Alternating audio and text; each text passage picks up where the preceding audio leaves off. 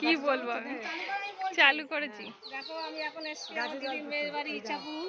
এই যে গাছে সব জল দিচ্ছি, দেখতে পাচ্ছ বন্ধুরা, গাছের গাছগুলো শুকিয়ে গেছে, শুকিয়ে গেছে, জল দিচ্ছে। শুকিয়ে গেছে গাছগুলো, আমি একটু জল দিচ্ছি। ফুল গাছ খুব ভালো। এই দেখো ধনেপাতাটা একদম কি সুন্দর ধনেপাতা গন্ধ, একটুখানি তরকারিতে দিলে না খুব সেন্ট বেরোবে বন্ধুরা।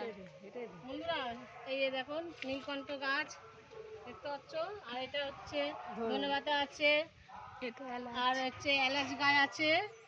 দেখো বন্ধুরা কি সুন্দর সব গন্ধ আর ফুল।